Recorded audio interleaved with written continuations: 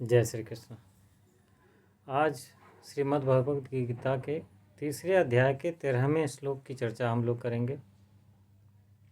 इसके पहले के श्लोक में भगवान श्री कृष्ण ने ब्रह्मा जी के वचन का प्रमाण देते हुए मनुष्यों के लिए यज्ञादि कर्मों के कर्तव्य का प्रतिपादन किया था, और जो लोग उसका पालन नहीं करते हैं उसको चोर की संज्ञा दी थी पिछले श्लोक में।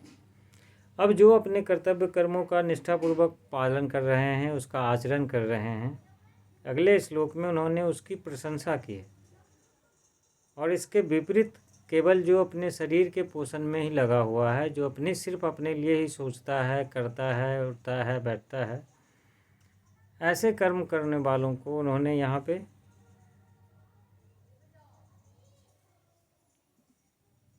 मतलब एक तरह से पापी कहा है। तो अगला श्लोक है, यज्ञशिष्टासिनः सन्तो मुच्यन्ते सर्वकिल्बिषे भुञ्जते ते त्वमघं पापा ये पंचत्य आत्मकारणात्।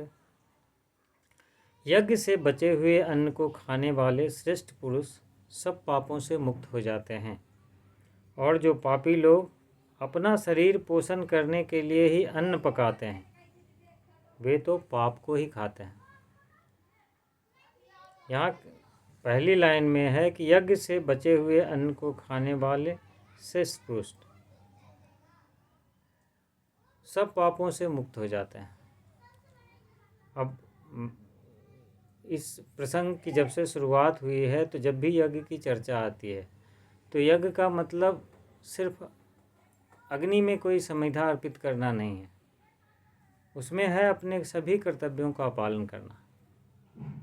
इस बात का हमेशा ध्यान रखेंगे कि इस अध्याय में जब यज्ञ की चर्चा हो रही है तो सिर्फ हवन से मतलब नहीं है, जो आमतौर पे हमारी भाषा में प्रचलित है। तो कह रहे हैं कि यज्ञ से बचे हुए अन्न को खाने वाले श्रेष्ठ पुरुष सब पापों से मुक्त हो जाते हैं। अब यहाँ खाना भी उदाहरण रूप में है।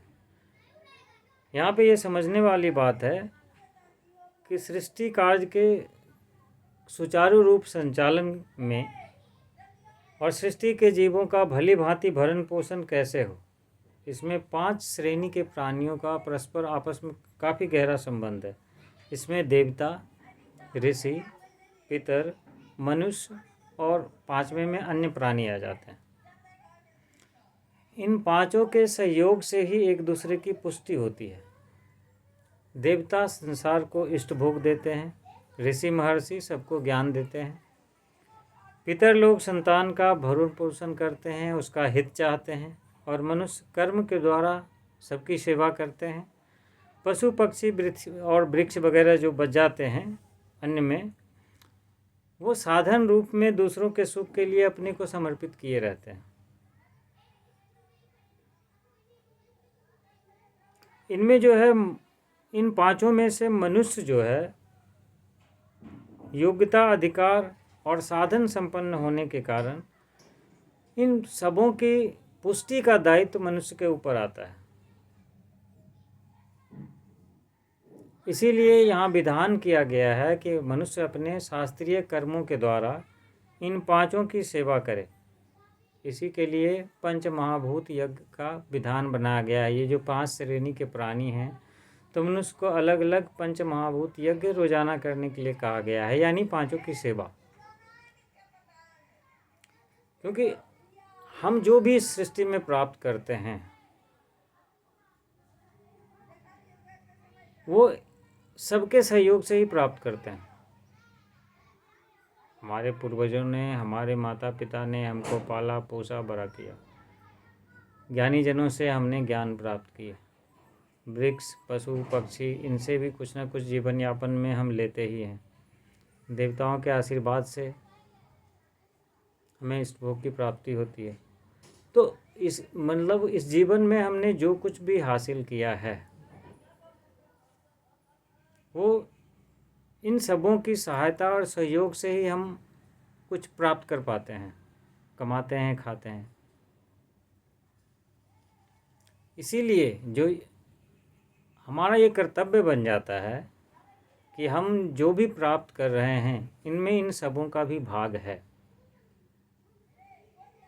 तो यथा योग्य जो भी हम भाग जिनको दे उनके हिस्से का चीज़ उनको अर्पित करके जो बच जाता है उसको जब हम अपने उपभोग में लाते हैं,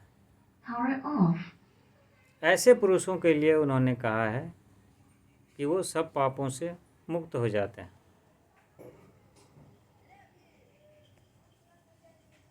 यानी सबके सहयोग से चूँकि हम यहाँ तक पहुँचे हैं, जो भी प्राप्त किए हैं, तो उसके हिसाब से हमें बाकी इन सबों के हिस्से का चीज़ इनको वापस करने के बाद जो बचे हम उसको अपने उपभोग में लाएं। जो पापी लोग अपना शरीर पोषण करने के लिए ही अन्न पकाते हैं वे तो पाप को ही खाते हैं। यहाँ जब ये कहते हैं कि पकाते हैं तो पकाने का मतलब सिर्फ खाना से मत लीजिए। हमारे द्वारा जो भी कर्म, हमारी इंद्रियों के द्वारा जो भी कर्म किए जाते हैं और जो हम इंद्रियों के द्वारा भोग करते हैं, इनमें उन सभी कर्मों का समावेश माना गया है। तो अगर हम, चूँकि हमने जो भी हासिल करते हैं किसी न किसी सहयोग के द्वारा ही करते हैं, लेकिन अगर इन भोगों का उपार्जन और उसका उपयोग अगर हम केवल स्वार्थ भाव से ही सब करें, सिर्फ अपने लिए ही करें, तो उसको यहाँ वो पाप मान रहे हैं। पाप का मतलब एक तरह से बंधन ही होता है कि जब हम अपनी स्वार्थ वृत्ति में घिरेंगे तो हमें मुक्ति तो मिले नहीं। पाप से मुक्त होने का मतलब क्या हो गया? मुक्ति को प्राप्त हो जाना। लेकिन जब हम इस तरह के कर्म को करते हैं तो उसके लिए कहा गया है कि जो अपने ही शरीर और इंद्रिय के पोषण के लिए भोगों का उपार्जन करता है, अपने ही लिए उनको भोगता भी है, वह पुरुष पाप से पाप का ही उपार्जन करता है और पाप का ही उपभोग भी करता है। यानी हमारी कमाई भी पाप है और हम जो भोग रहे हैं वह भी पाप भी हो जाता है, क्योंकि ना तो उसकी क्रियाएं यज्ञ के लिए होती है और ना ही वह उस यज्ञ से हमें, यानी कर्म से जो हमें प्राप्त होता है, ना ही उसका यथा योग न्याय भाग हम सबको देते हैं। तो इसीलिए वो जो उपार्जन और उपभोग दोनों ही पापमय होने के कारण उसे पापी और भोगों को भी पाप कहा गया है। तो इस श्लोक में इसी बात की चर्चा की गई है कि हमें जब संसार में आए हैं तो हमें संसार से जो कुछ भी मिला है उसको हमको संसार की सेवा में ही लगाना चाहिए। ये शरीर भी, मन, बुद्धि जो भी मिला है वो हमें दूसरे से ही तो प्राप्त होता है। तो इसीलिए अगर हम उसे दूसरों की सेवा में लगाएं, और यहाँ एक सोचने वाली बात ये भी है कि हमें उतना ही करना है ना जो इतना हमारे पास हमने प्राप्त किया हुआ है, उससे अधिक की जिम्मेवारी हमारी नहीं है, हो भी नहीं सकती। जितना साधन, योग्यता, सामर्थ्य मेरे में है उतनी ही हमको दूसरे की सेवा में खर्च करनी है।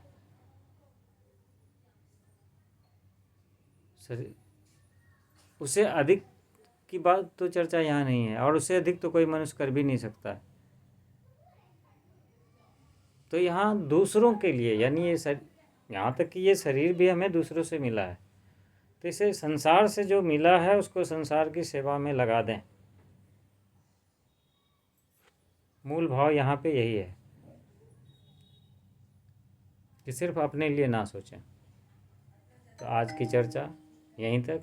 जय श्री कृष्ण।